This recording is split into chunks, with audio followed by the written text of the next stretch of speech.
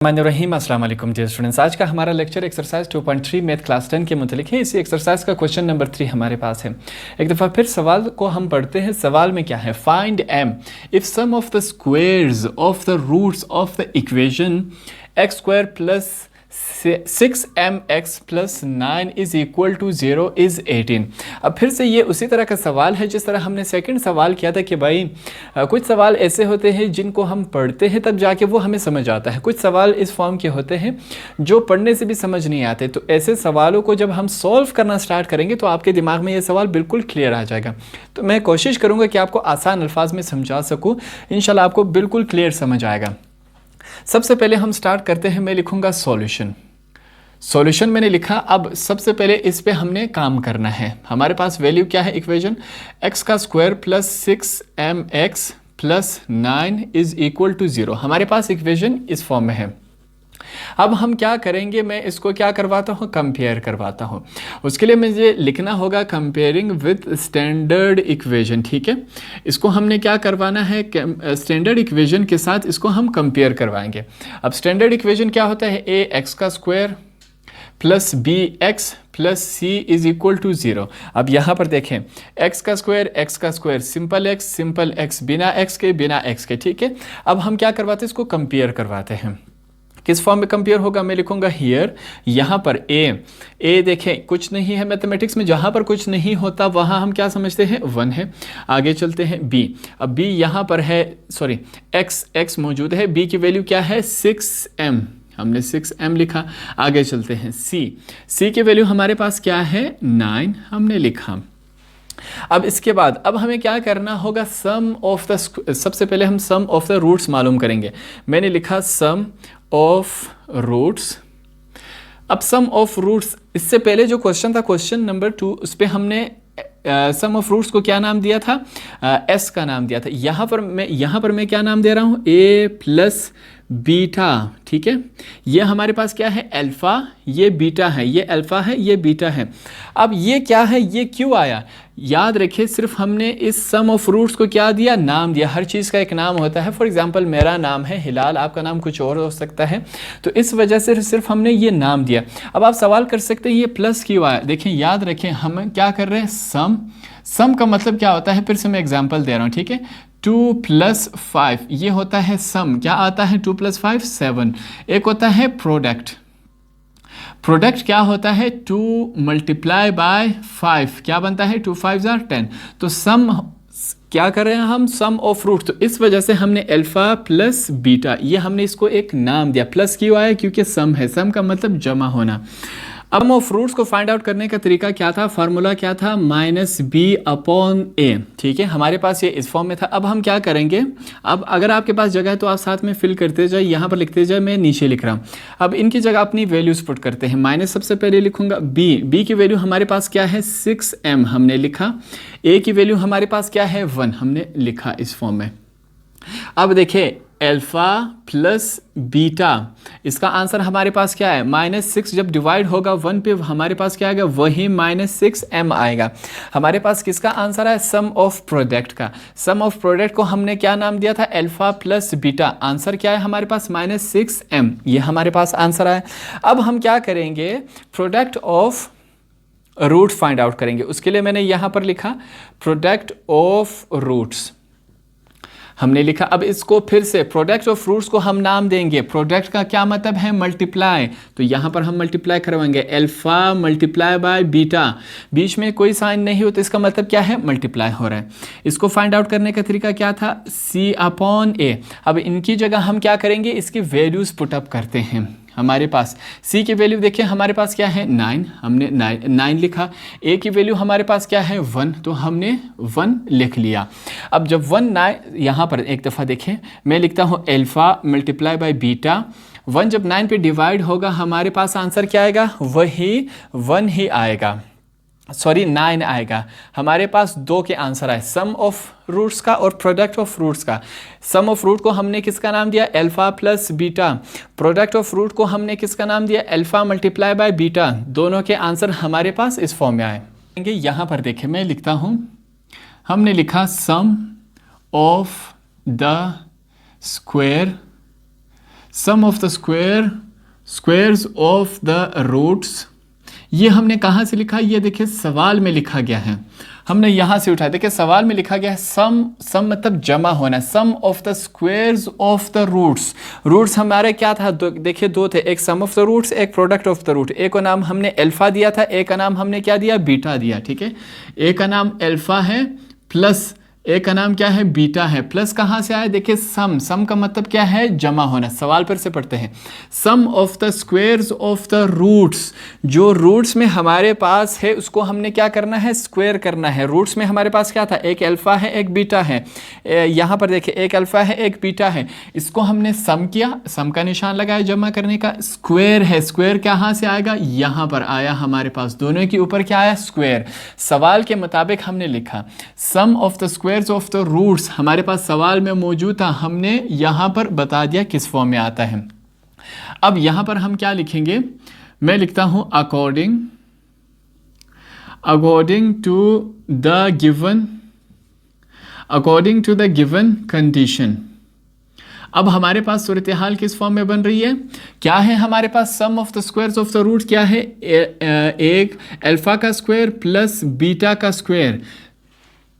If sum of the squares of the roots, ये हमने लिखा square of the roots of the equation is क्या है? 18 है। तो इस तरफ हम क्या लिखेंगे? 18 हमने इसको लिखा।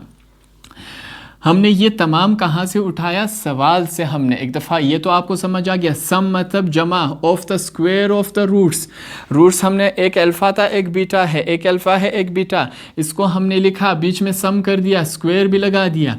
अब गिवन कंडीशन के मुताबिक हमारे पास इसका स्क्वायर सवाल में दिया गया है, किसके बराबर है? 18 के। तो ये तमाम हमने सवाल से लिखा। अब इसके बाद देखें मैं क्या कर सकता हूँ? a प्लस बी होल का स्क्वायर इज इक्वल टू 18। इस वाले फॉर्म को मैं इस फॉर्म में भी लिख सकता हूँ, अलग अलग स्क्वायर था, मैंने इसको इस फॉर्म में लिख दिया। ठीक है, जो है हमारे पास एक फार्मूला बन रहा है, हम क्या करेंगे? इनको रेफरेंस देंगे कि भाई हमें एक बात मालूम है, कौन सी है? कि a प्लस बी होल का स्क्वायर किसके बराबर होता है? a का स्क्वायर प्लस बी का स्क्वायर प्लस 2ab, ये हमारे पास इस फॉर्म के बराबर होता है। अब हम क्या करेंगे? इस वाले साइड को हम इस वाले साइड में कन्वर्ट करेंगे। क्यों? क्योंकि ये एक फार्मूला है और ये फार्मूला इस साइड के बराबर आता है, तो हम इस साइड को इसमें कन्वर्ट करेंगे। कन्वर्ट करते हैं, एक हमारे पास ये हम बीटा है, ये हमारे पास क्या है? बीटा है, मैंने इसको बी लिख दिया। ठीक है, ये क्या है तो बी मगर बीटा। ठीक है, इसको आप बीटा कर दें, ये हमारे पास क्या है? बीटा है। अब a प्लस बी होल का स्क्वायर हमारे पास ये इस फॉर्म में बनता है, हम क्या करेंगे? इसको इस फॉर्मूले में कन्वर्ट करते हैं, इस वाले को। a का स्क्वायर, ये हमारे पास a है, ये b है। सबसे पहले हम क्या करेंगे? a का स्क्वायर अल्फा का स्क्वायर लिया, प्लस b का स्क्वायर बीटा का स्क्वायर लिया हमने, प्लस क्या लिखा है? 2 फार्मूले का हमने लिखा a हमारे पास क्या है? अल्फा, b हमारे पास क्या है? बीटा, हमारे पास इस फॉर्म में हुआ। अब याद रखें मैथमेटिक्स में हम ऐसी चीज़ ऐड कर सकते हैं जिसका सवाल पे कोई असर नहीं पड़ रहा। कैसे? मैं यहाँ पर -2ab लिख सकता हूँ, जैसे ही मैं लिखूँगा ये वाला पॉजिटिव नेगेटिव के साथ क्या हो जाएगा? कैंसिल हो जाएगा, हमारे पास वापस ये वाला फॉर्म बन जाएगा। तो इसके ऐड करने से सवाल पे असर नहीं पड़ रहा। क्यों नहीं पड़ रहा? +2ab -2ab दोनों आपस में कैंसिल हो जाएंगे, हमारे पास ये वाला फॉर्म वापस बना कि नहीं बना? तो इस वजह से मैं इसको ऐड कर रहा हूं। जैसे हमने ऐड किया हमारे पास क्या है? इज इक्वल टू 18, हमारे पास ये इस फॉर्म में आया। अब देखिए हम फिर से क्या करेंगे? इनको एक रेफरेंस देंगे कि भाई हमें एक बात मालूम है। फिर से हम इनको क्या बता रहे?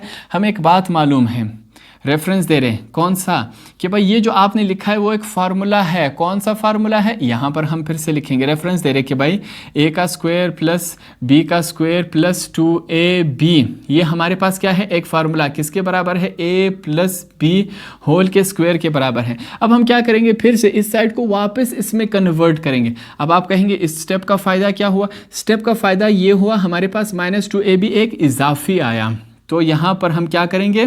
यहाँ पर हम लिखेंगे a हमारे पास क्या है? अल्फ़ा प्लस बी हमारे पास क्या है बीटा, इसको होल का स्क्वायर कर देंगे, ठीक है। इस तमाम की जगह हमने ये लिख लिया, हमारे पास क्या बचा, ये सिर्फ हमारे पास बचा, हम लिखेंगे -2a बीटा अल्फ़ा और बीटा इज़ इक्वल टू 18।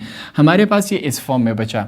अब देखिए हम क्या लिखेंगे, हमारे पास अल्फ़ा की भी वैल्यू है और बीटा की भी वैल्यू है। हम क्या करेंगे, इसकी वैल्यूज़ उठा के इसकी जगह पुट करेंगे। देखें हम लिखेंगे पुट अल्फ़ा प्लस बीटा, हमारे पास इसकी वैल्यू क्या है, अल्फ़ा प्लस बीटा की वैल्यू हमारे पास क्या है -6m, ठीक है। एंड और अल्फ़ा और बीटा की वैल्यू भी हमारे पास मौजूद है, अल्फ़ा मल्टीप्लाई बाय बीटा की वैल्यू हमारे पास क्या है, ये रही। इसको हमने पुट करना है, कहाँ पर पुट करना है, इक्वेशन 1। ये हमारे पास क्या बन गया, इक्वेशन 1। तो इसको हम क्या करेंगे, पुट इस तमाम की वैल्यू इन इक्वेशन 1। हम क्या करेंगे, इसकी तमाम जो वैल्यूज़ हैं हमने उठा के इस इक्वेशन 1 में पुट करनी है और देखते हैं हमारे पास किस फॉर्म में आता है। अब पुट करते हैं ए अल्फ़ा प्लस बीटा की वैल्यू हमारे पास क्या है -6m। हम वैल्यूज पुट करें, इसकी जगह इसकी वैल्यू पुट करें, क्या है हमारे पास -6m होल का स्क्वायर है, ठीक है। आगे क्या है -2 लिखा हमने फार्मूले का, अल्फ़ा और बीटा की वैल्यू हमारे पास क्या है 9, तो हमने ये वाली वैल्यू भी लिख ली, इज़ इक्वल टू हमारे पास क्या है 18। अब इनको मल्टीप्लाई करवाते हैं, ठीक है।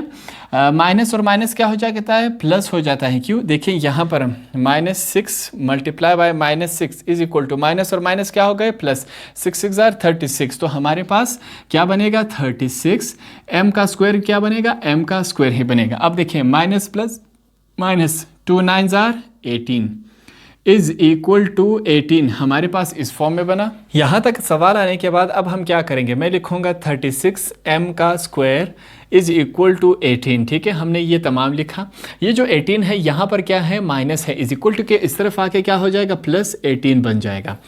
अब इन दोनों को हम क्या करवाएंगे, आपस में ऐड करवाएंगे। 18 और 18 कितने होते हैं हमारे पास, 36 होते हैं। हमने 36 लिखा। अब आगे देखिए मैं लिखूंगा m का स्क्वायर इज इक्वल टू 36।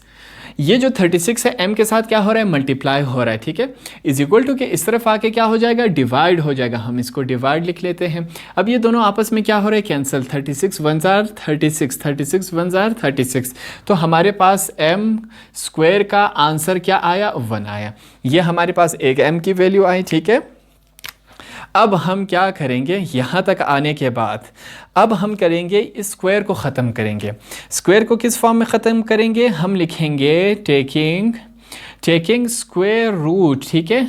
अब हम रेडिकल दोनों तरफ ले रहे हैं, taking square root on both sides, दोनों तरफ हम क्या लेंगे, स्क्वायर रूट्स लेंगे। तो लेते हैं, हमारे पास m का स्क्वायर है, ये हमने इस तरफ लिया, हमारे पास दूसरी तरफ भी हमने स्क्वायर रूट लिया। अब यहाँ पर क्या होगा, देखें मैथमेटिक्स में हम ऐसा चीज़ ऐड कर सकते हैं जिसका सवाल पे असर नहीं पड़ रहा। यहाँ पर भी मैं स्क्वायर लगाता हूँ, 1 के स्क्वायर का मतलब वही 1 होता है। देखिए 1 का स्क्वायर का मतलब क्या है, 1 को 1 के साथ मल्टीप्लाई करवा जाए, 1 1 जार 1, ठीक है, आंसर वही है। तो स्क्वायर की वजह से सवाल पे कोई असर नहीं पड़ रहा, तो ऐसा चीज़ हम ऐड कर सकते हैं जिसका सवाल पे कोई असर नहीं पड़ रहा। इस वजह से मैं 1 के ऊपर भी स्क्वायर लगा देता हूँ अपने आप से। अब क्या होगा, ये वाला स्क्वायर इसके साथ कैंसिल होगा, ये वाला स्क्वायर इसके साथ कैंसिल होगा, हमारे पास m यहाँ पर 1 आया, ठीक है। साथ में मैं क्या लिख लेता हूँ, प्लस माइनस। अब प्लस माइनस क्यों, जहाँ पर रेडिकल होता है साथ में प्लस माइनस लिखते जाए। हमारा m का आंसर क्या आया, m का answer m is equal to, plus minus है इसको अलग अलग करके लिखते हैं, एक दफ़ा 1 को नेगेटिव लिखते हैं, एक दफ़ा 1 को पॉजिटिव लिखते हैं, ठीक है। इस प्लस माइनस को हमने अलग अलग ही लिखा, एक दफ़ा माइनस लिखा, एक दफ़ा प्लस लिखा, तो हमारे पास m का आंसर आ गया। सवाल में भी हमसे यही पूछा गया था कि भाई फाइंड m को हमने इतना सॉल्व करके हमारे पास m का आंसर क्या है, -1 और 1। ये वाला आंसर भी आपका बिल्कुल ठीक है।